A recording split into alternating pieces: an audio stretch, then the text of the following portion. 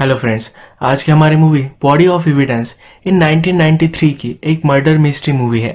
इस मूवी में इसके अलग अलग टर्न्स हमें लास्ट तक हुक्ड रखते हैं।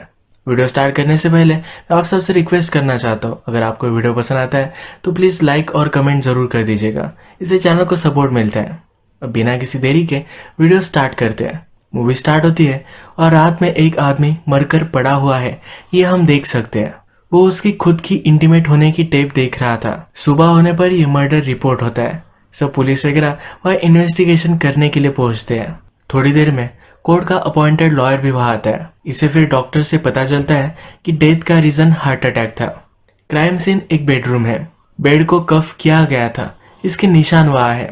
जिसका मर्डर हुआ है उसका नाम है एंड्रू मार्श। कल रात उसकी डेट थी। उसकी डेट के साथ उसने टेप बनाई थी। बेड पर ये टेप वो देख रहा था, तभी उसका मर्डर हो चुका था।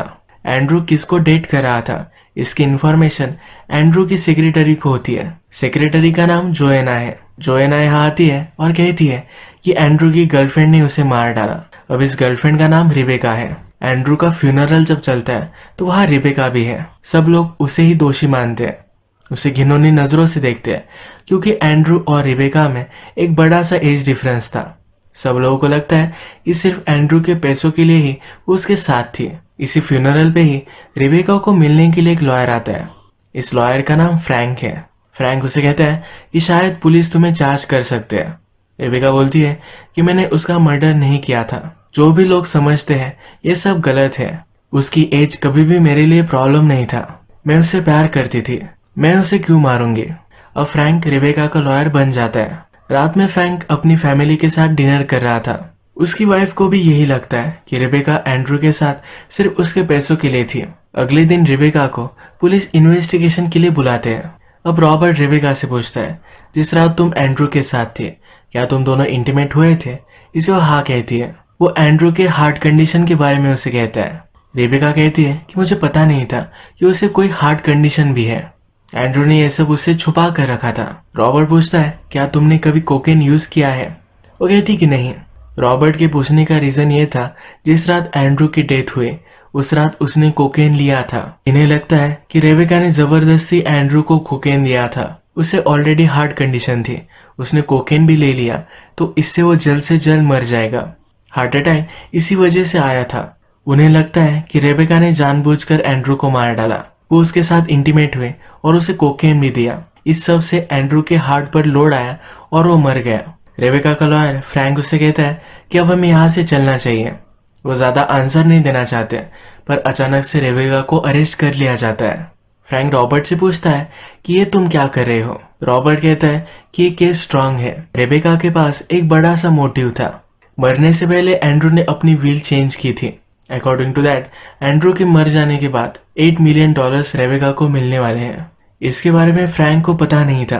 थोड़ी देर में फ्रैंक रेबेका की बेल करा लेता है। उसे कहता है, तुम्हारे पास एक अच्छा मोटिव था, इसी वजह से केस स्ट्रांग हो चुका है। रेबेका को इस बारे में कोई भी क्लू नहीं है। वो पूछती है कि ये क्या था।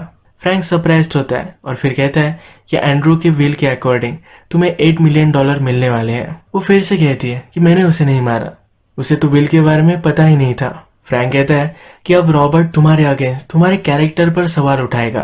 रिबेका कहती है कि हम जो भी कर रहे थे एक दूसरे से प्यार करते थे, इसीलिए कर रहे थे। रिबेका और एंड्रू हैंडकफ्स लगाकर इंटीमेट हो रहे थे।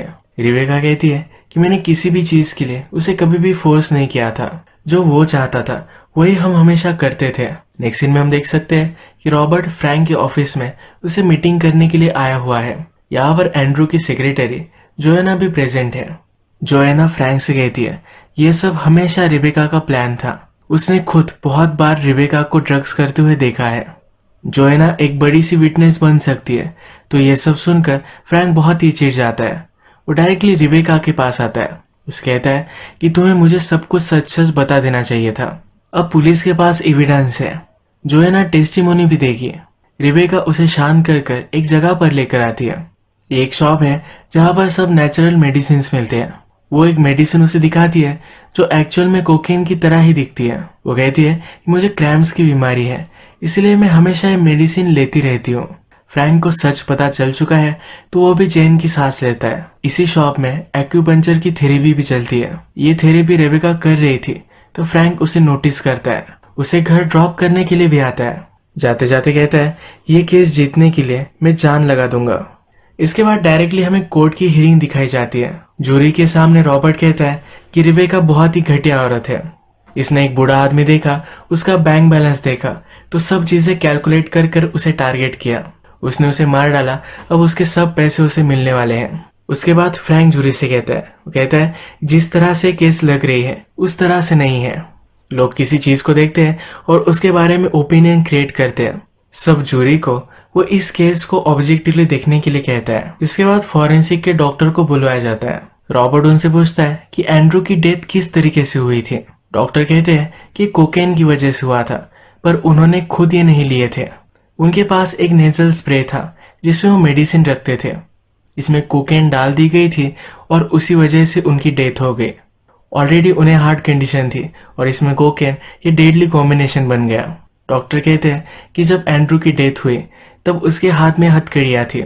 इसमें फ्रैंक ऑब्जेक्शन लेता है। वो कहता है कि एंड्रू के हाथ पर मार्क्स थे, ये मार्क्स पहले की भी हो सकते हैं। इसके बाद फॉरेंसिक डॉक्टर वहां से चले जाते हैं। इसके बाद कोर्ट में एंड्रू के पर्सनल डॉक्टर को बुलाया जाता है। रॉबर्ट इस डॉक्टर से एक इंसिडेंट के बारे में पूछता है। एक बार एंड्रू ने ट्राई करने के लिए कोकेन लिया था, उस वक्त उसे बहुत तकलीफ हुई थी, ये मरते मरते बचा था। ये सब चीज डॉक्टर कोर्ट को बताते हैं। रॉबर्ट यह इंस्टैब्लिश करता है अगर कोकेन एंड्रू के लिए इतना खतरनाक था तो कभी भी अपनी लाइफ में फिर से लेने का वो नहीं सोचेगा। वो सबको बताता है कि जबरदस्ती उसे कोकेन दिया गया और उसकी डेथ हो गई। इसके बाद कोर्ट में जोएना को बुलाया जाता है। रॉबर्ट उससे क्वेश्चन पूछता है तो जोएना कहती है कि एंड्रू मरने से पहले वरीड था। जिस तरीके से उसकी और रेबेका की रिलेशनशिप चल रही है, इसका स्ट्रेस उसे आ रहा था। वो जब इंटीमेट होते थे तो एक दूसरे के साथ गेम्स खेलते थे, इससे एंड्रू के हार्ट पर लोड आता था। इसके बाद फिर जोएना से फ्रैंक क्वेश्चन पूछता है। वो फिर पूछता है कि तुम्हारी और एंड्रू की रिलेशनशिप किस तरह की थी। जोएना कहती है हमारी प्रोफेशनल रिलेशनशिप थी, पर वो 6 साल से उसके साथ काम करती थी तो कभी कभी ये बात करते थे। फ्रैंक फिर कहता है कि रेबेका एक नई सिटी में जाने वाली थी, एक दूसरे से प्यार करते थे तो शायद इस बात का उसे स्ट्रेस आया था। फ्रैंक यहाँ प्रूव करना चाहता है काम का लोड, रेबेका के जाने का दुख, ये सब एंड्रू के लिए ज्यादा हो गया। इसी वजह से शायद उसे हार्ट अटैक आया। फ्रैंक के पास जोएना के खिलाफ कुछ रिपोर्ट्स है, ये कोर्ट में दिखाता है, जिससे प्रूव होता है कि जोएना एक ड्रग एडिक्ट थी। वो जोएना से पूछता है कि क्या तुमने अपने बॉस को ये ड्रग सप्लाई किए थे। जोएना अब जो भी कहेगी ये इतना ज्यादा होल्ड नहीं करेगा। रेबेका के खिलाफ अब ज्यादा कुछ वो नहीं बोल सकती। आज की हियरिंग बहुत ही अच्छी गई। रेबेका और फ्रैंक फिर सेलिब्रेट करने के लिए आते हैं। फ्रैंक रेबेका से पूछता है कि जब तुम पहली बार एंड्रू से मिली थी तो तुम्हें वो अच्छा कैसे लगा था। रेबेका कहती है कि मैं पूरे रूम को देखती हूँ, वहां मुझे जो अच्छा लगता है उसे मैं चूज कर लेती हूँ। एंड्रू के साथ भी ऐसा ही हुआ था। फ्रैंक फिर रेबेका को इस रूम को देखने के लिए भी कहता है। वो सब आदमियों पर नजर डालती है। फ्रैंक उससे पूछता है कि तुम्हें कौन पसंद आया, पर वो उसे बताना नहीं चाहती। यहाँ पर हम देख सकते हैं एक दूसरे के साथ ये फ्लर्ट कर रहे थे। फ्रैंक रेबेका को घर छोड़ने के लिए आया। रेबेका डायरेक्टली उसे पूछ लेती है, कहती है क्या तुम सोच रहे हो कि अगर हम इंटीमेट हुए तो ये कैसा रहेगा। फ्रैंक कहता है कि मैं तुम्हारा लॉयर हूँ, ये गलत होगा। यहाँ से वो निकल गया पर गाड़ी उसने स्टार्ट नहीं की। वो रेबेका के घर को ही देखता रहा। उसने देखा तो रेबेका ने अपना डोर ओपन रखा है, अपना माइंड चेंज कर लिया और घर में वो पहुंच गया। इसके बाद ये करीब आकर इंटीमेट हो गए।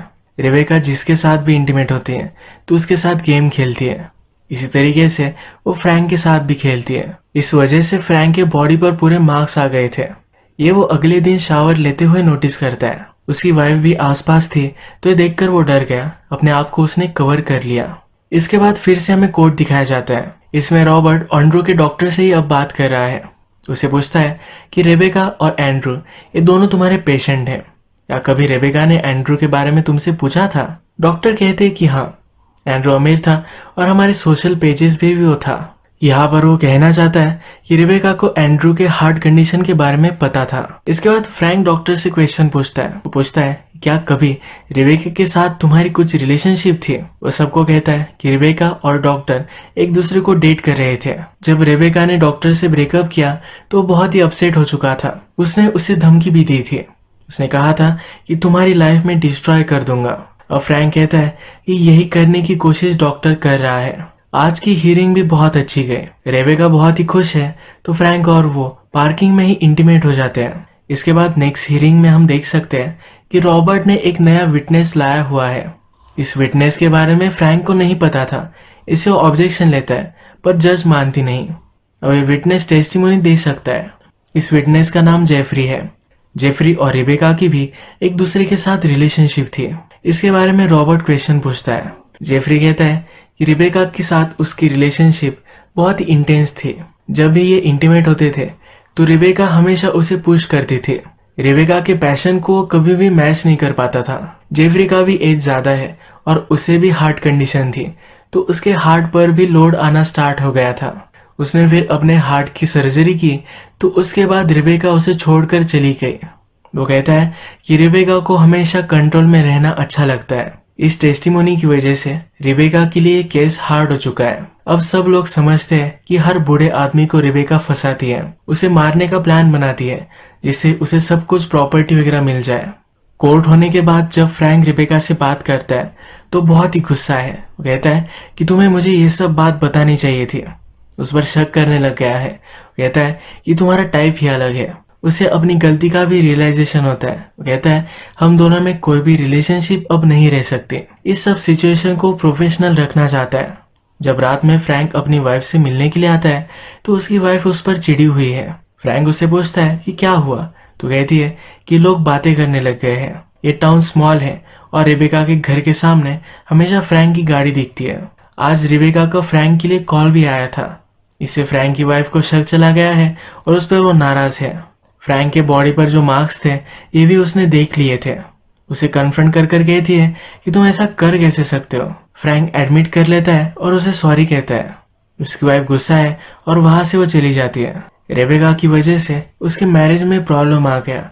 उससे वो बहुत गुस्सा है। वो गुस्से गुस्से में रेबेका के घर आता है। कहता है तुमने मेरी वाइफ को बोला क्या, तुम अपने आप को समझती क्या हो। रेबेका कहती है कि तुम गुस्से में चले गए थे, क्या तुम अभी भी मेरे साथ काम करना चाहते हो या नहीं, ये पूछने के लिए मैंने कॉल किया था। फ्रैंक उस पर अभी भी बिलीव नहीं करता। वो जा रहा था पर रेबेका उसे टीज करने लग जाती है। ये दोनों फिर इंटीमेट होते हैं। इंटीमेट होते वक्त रेबेका फ्रैंक के हाथ हथकड़ियों से बांधने वाली थी, पर फ्रैंक ने ऐसा नहीं होने दिया। इस बार रेबेका के ही हाथ उसने बांध दिए। इसके बाद नेक्स्ट सीन में हम देखते हैं कि फ्रैंक का कलीग सब एविडेंस को जांच रहा था। इसमें उन्हें एक वीडियो टेप मिली जिसमें दिख रहा है कि जोएना के साथ एंड्रू इंटीमेट हो रहा है। जोएना ने कहा था कि एंड्रू और उसकी रिलेशनशिप स्ट्रिक्टली प्रोफेशनल है। इसके बाद ये प्रूव हो सकता है कि जोएना के पास भी एक मोटिव था। अगली हियरिंग में फ्रैंक जोएना से क्वेश्चन पूछता है, इतने साल तुमने एंड्रू के लिए काम किया था, उसने अपनी विल में $250K तुम्हारे नाम किए थे। जब रेबेका से वो मिला तो उसने विल चेंज कर दी। इस सब से तुम्हें किस तरह से फील हो रहा था।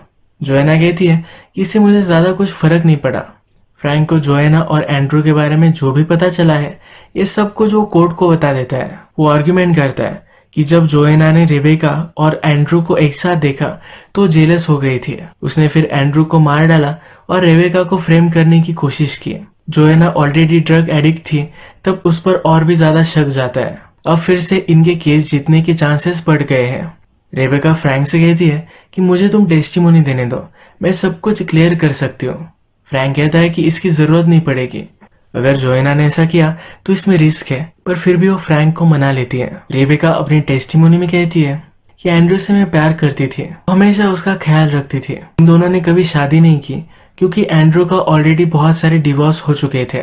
रेबेका कहती है कि जो भी चीजें हम बेड में करते थे ये एंड्रू को अच्छी लगती थी, इसीलिए हम करते थे। वो खुद ये सब चाहता था। जिस रात एंड्रू की डेथ हुई थी उस रात के बारे में बताती है। कहती है कि मैं उसके घर आई, हम इंटीमेट हुए और उसके बाद वो चली गई। अगले दिन उसे पता चला कि एंड्रू की डेथ हो चुकी है। एंड्रू की विल के बारे में तो उसे पता ही नहीं था। इस पर रॉबर्ट ऑब्जेक्शन लेता है। कहता है कि तुम एंड्रू के डॉक्टर के पास ही जाती थी, तुम्हारा एंड्रू और डॉक्टर इन दोनों के साथ अफेयर था। ये सब एक कोइंसिडेंस नहीं हो सकता। रेबेका बोलती है कि एक छोटा सा टाउन है, अगर मैंने रिलेशन लगाना स्टार्ट किया तो शायद मैं तुमसे भी रिलेटेड हो सकती हूँ। रॉबर्ट कहता है कि तुम हमेशा ओल्ड और रिच लोगों को डेट करती हो, इन सब को हार्ट कंडीशन होती है। इन्होंने पहले जॉफरी को कोर्ट में बुलाया था, जिसमें उसने कहा था कि जब वो रेबेका से मिला तब उसने अपनी विल चेंज कर दी थी। इसकी डिफेंस में रेबेका कहती है कि मुझे स्ट्रांग और कॉन्फिडेंट मैन पसंद है। मुझे ऐसा कोई अच्छा लगता है जो एक्सपेरिमेंट करने के लिए रेडी हो। जनरली ओल्ड मैन ये सब क्राइटेरिया कंप्लीट करते हैं, इसी वजह से उन्हें डेट करती है। रॉबर्ट कहता है जब तुम्हें जॉफरी की हार्ट कंडीशन के बारे में पता चला तो तुमने उसे छोड़ क्यों दिया। रेबेका बोलती है कि वो मुझ पर चीट कर रहा था। एक्चुअल में जॉफरी गे है, ये भी वो कोर्ट को बताती है।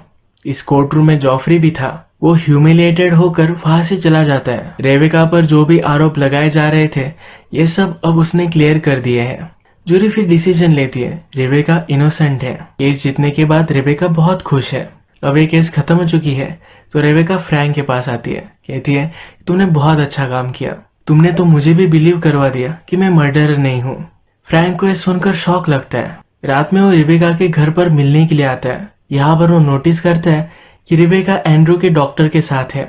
और हमें पता चलता है कि रेबेका और डॉक्टर इन दोनों में रिलेशनशिप थी। इनका हमेशा से प्लान था कि एक बूढ़े अमीर लोगों को ये फंसाएंगे और मरने के बाद उसकी सब प्रॉपर्टी वो ले लेंगे। डॉक्टर के पास तो सब लोगों के रिकॉर्ड रहते थे, तो इसी वजह से उसने रेबेका को एंड्रू और जॉफरी के बारे में बताया था। जब रेबेका और डॉक्टर बात कर रहे थे तभी फ्रैंक वहां आ गया। उसने सब कुछ फिगर आउट कर लिया है। तो कहता है कि जो ड्रग्स तुम्हें मिले थे ये भी शायद डॉक्टर ने ही सप्लाई किए होंगे। कोर्ट में भी एक दूसरे के खिलाफ तुम रहे जिससे किसी को भी शक ना जाए। ये सब प्लान फिगर आउट कर फ्रैंक बहुत ही इम्प्रेस्ड है। रेबेका फ्रैंक को भी उल्लू बना रही थी। डॉक्टर को फ्रैंक और रेबेका के बारे में नहीं पता था और उसे रियलाइज होता है कि रेबेका सिर्फ उसे यूज कर रही थी। ये सब जानकर वो डिस्टर्ब हो जाता है। रेबेका से मार डालना चाहता है। रेबेका को मार रहा था तो फ्रैंक और उसमें फाइट होती है। फाइनली रेबेका पर गोली चलाकर उसे मार ही डालता है। बाद में सब पुलिस वगैरह आते हैं और डॉक्टर को अरेस्ट करते हैं। यहाँ पर रॉबर्ट भी है। रॉबर्ट फ्रैंक से कहता है कि आखिर जस्टिस हो ही गया। इसी तरीके से मूवी एंड हो जाती है। अगर आपको ये वीडियो अच्छा लगा तो प्लीज इस वीडियो को लाइक कर दीजिएगा। बहुत सारी मूवीज लेकर आते रहता हूँ, तो प्लीज इस चैनल को सब्सक्राइब कर दीजिए और बेल नोटिफिकेशन आइकॉन दबाना मत भूलिएगा। हम फिर से मिलेंगे और एक नई मूवी के साथ। तब तक के लिए थैंक यू और आप अपने आप का ख्याल रखिए।